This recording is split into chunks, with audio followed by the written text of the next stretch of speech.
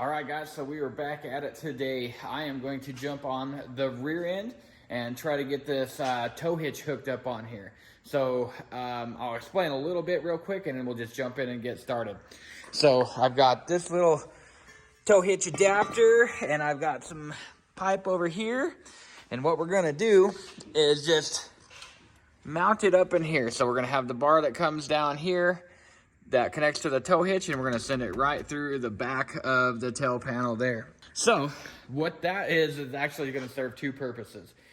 For sick week, we're either gonna have a rack on the back that's gonna carry all our tools, tires, anything like that. So we're gonna be able to stick a tow hitch, and if we don't do a rack, we're gonna do a trailer. So the tow hitch is gonna either double of holding the rack or the trailer. So that is goal number one, is get that in there. The second purpose of this tow hitch is actually going to be to hold the parachute mount. So what I'm going to do is when we build our parachute, we're going to have the parachute mount that comes out up here and then holds the parachute up here. But what we're going to do is we're going to mount the parachute mount to the tow hitch. So we'll be able to pull that hitch out and then, run a different hitch for the trailer. And then when we're towing a trailer, and then we get to the track, we'll be able to pull that out, put the parachute mount back in, and it'll serve a double purpose there. And we got a little public service announcement from Katie. If you like what you see, make sure you subscribe. Woo!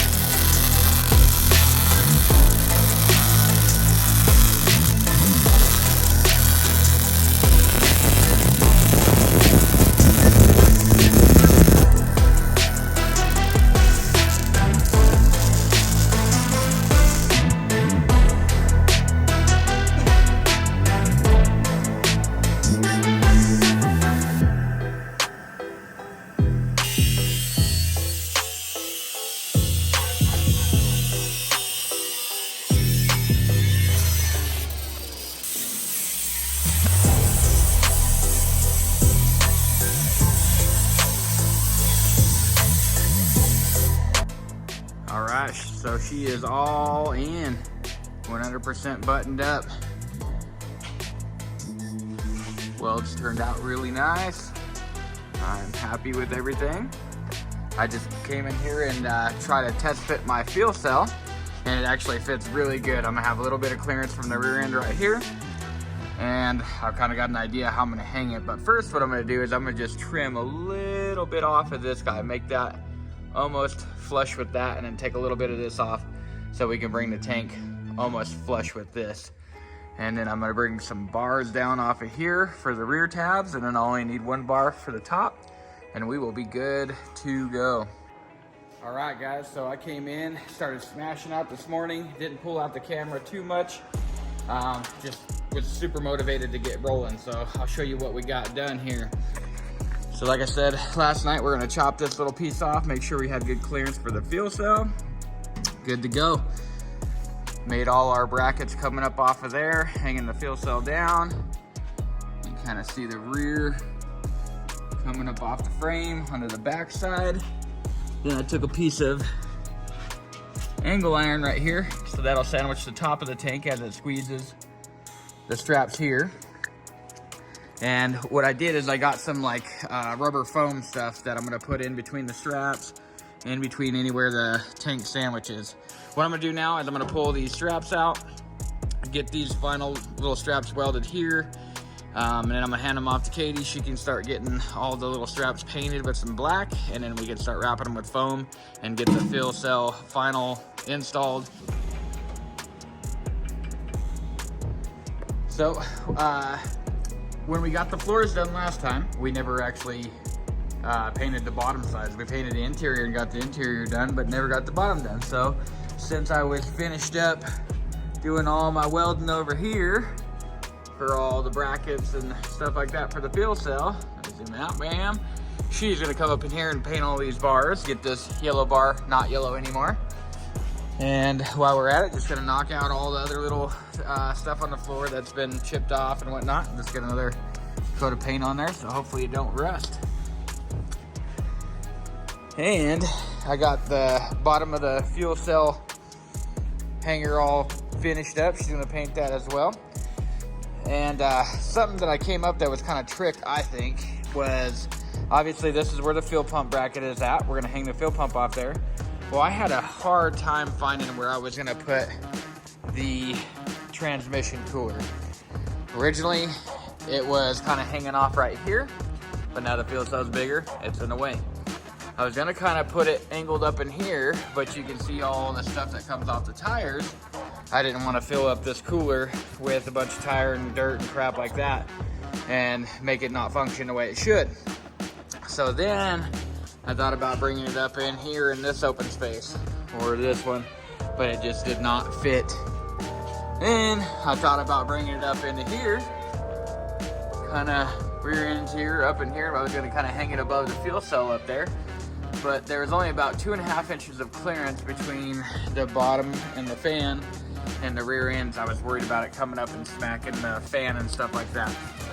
So ultimately what I decided to do is make some hangers off that rack, and what it's gonna look like, it's actually gonna sit underneath the fuel cell just like that, next to the fuel pump. So yep, we're just working on this, gonna get this all painted up tonight so we can come back tomorrow and get everything put back together and hopefully make this thing start up drive under its own power again.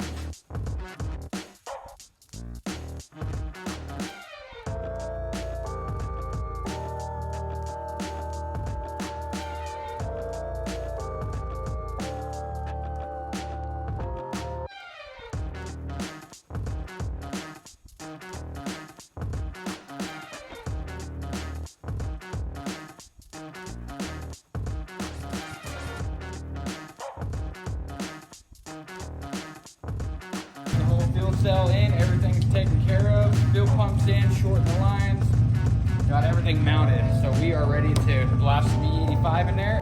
Got her all topped off, she is not leaking, everything is good. It fits in there pretty decent. I've still got to figure out something how to do over the top of this and back down so then we can lift it up and fill this thing up somehow. Haven't quite figured out what I want to do there yet, but we'll get to it. Look at it from back here, it actually doesn't fit too bad.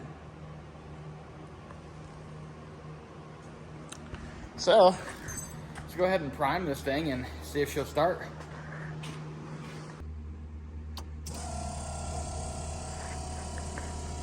She sounds pretty primed, let's see what happens.